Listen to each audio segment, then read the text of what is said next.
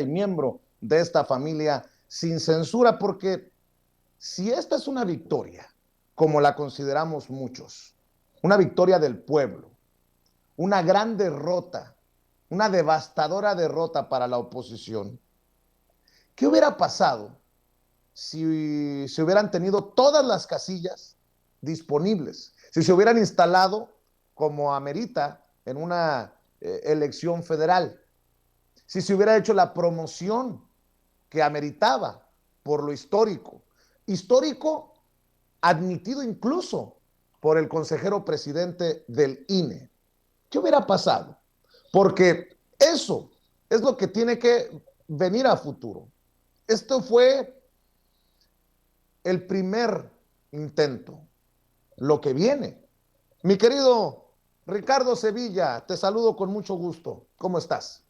Querido Vicente, público memorioso, te saludo también con muchísimo gusto. Estoy muy bien, muy contento y tienes toda la razón. Yo también veo esto como una victoria y es el antecedente histórico de lo que vendrá después, de lo que vendrá en el futuro político de nuestra nación. Y no hay cómo negarlo. Más del 90% de los votantes en la consulta de revocación de mandato votaron a favor de que el presidente López Obrador continúe su gestión. Pero los conservadores chumelizados y brolizados no quieren entender que en una democracia la participación de la ciudadanía es precisamente el factor que materializa los cambios. A los voceros de la derecha que reciben pagos jugosos por desinformar y reducir todo a caricatura, no les interesa establecer puentes de comunicación entre los gobernantes y el pueblo. Ya lo hemos visto. De hecho, son contratados para llevar a cabo la espeluznante tarea de hacer justo lo contrario. Ya también lo vimos,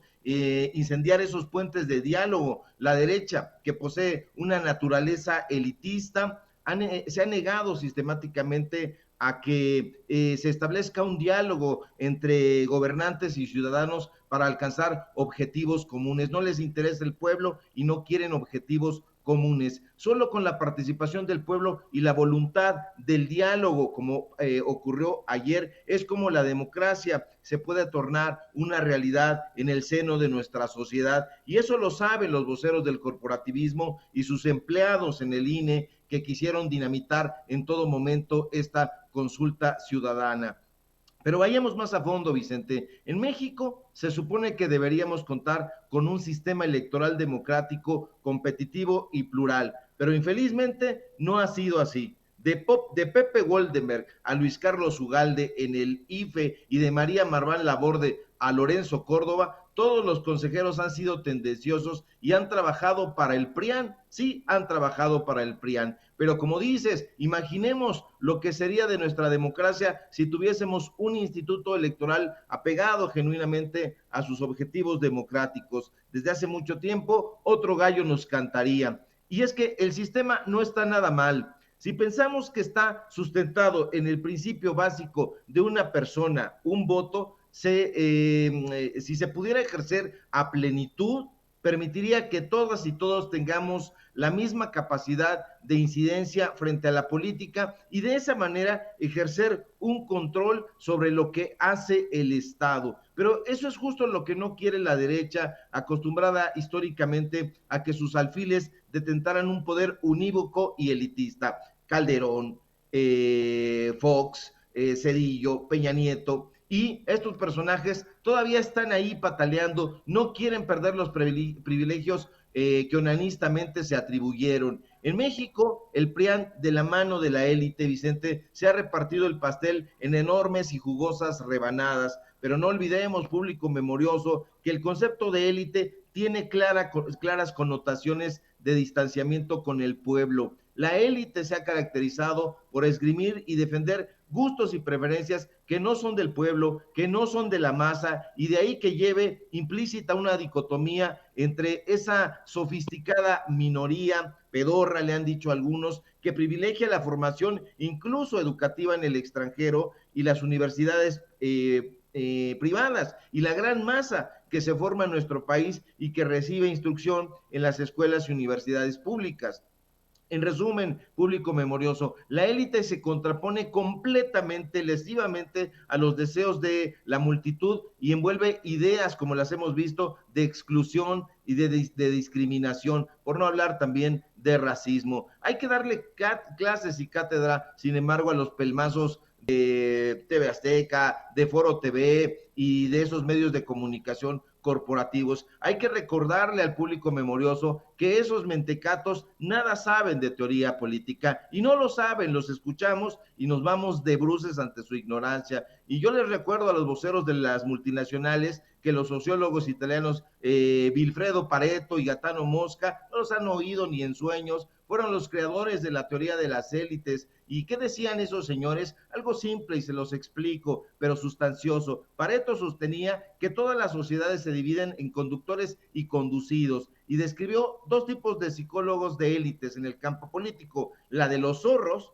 que prevalecen por las maquinaciones y la astucia, y la de los leones, que se imponen por la fuerza. Mosca, por su parte, afirmaba que en todas las sociedades, empezando por las más mediocremente desarrolladas y que han llegado apenas a los comienzos de la civilización, hasta las más cultas y fuertes, existen dos clases de personas, una clase que gobierna y otra que es gobernada, y concluye que las élites políticas se dividen en razón de ideologías que invocan factores de legitimación, como lo hemos visto. Se pueden distinguir dos, la aristocrático-autocrática y la supuesta democrática liberal. Pero eso en la realidad en México lo han tratado de impulsar personajes que ya no tienen voz y que ya no tienen seguidores. Ya ahora Enrique Krause, Héctor Aguilar Camín, que trataban de infundir estas ideas, ya nadie les hace caso. Hay que recordar que Wright Mills, el sociólogo estadounidense, al referirse en las élites del poder, diferenció tres sectores en las que ellas ocupan posiciones claves: la economía, el ejército y la política. Ahí habría que agregar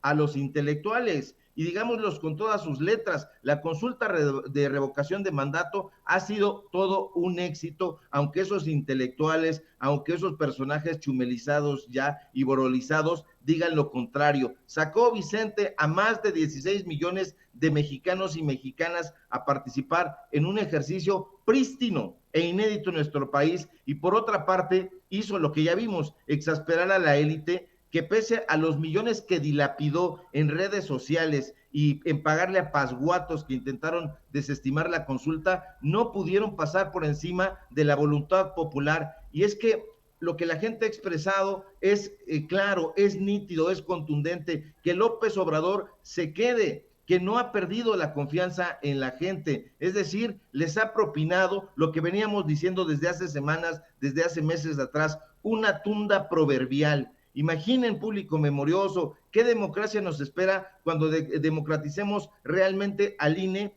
Y también hay que decirlo, porque no se ha hablado de ellos, a los organismos públicos locales electorales, que también tienen un gran papel y que no han cumplido cabalmente en las entidades federales. Vamos, conservadores, hagamos juntos la democracia, participando, y como dice el presidente López Obrador, la participación debe ocurrir en cualquier circunstancia, no solo cuando pueden aumentar sus privilegios, que es lo que quieren. Dejen atrás esa vieja y apolillada tradición golpista, señores, señoras. En la recién nacida y sonriente democracia mexicana, el pueblo le ha dado un batazo en la nariz a la oposición conservadora, a la oposición pedorra. Ha sido absolutamente un éxito, querido Vicente, y eso no lo pueden tapar con un dedo. Ahí el sol de la democracia está brillando. Es un ejercicio, insisto, inédito, histórico y prístino. Es el primero que se lleva a cabo en toda la historia de nuestro país, y han salido a votar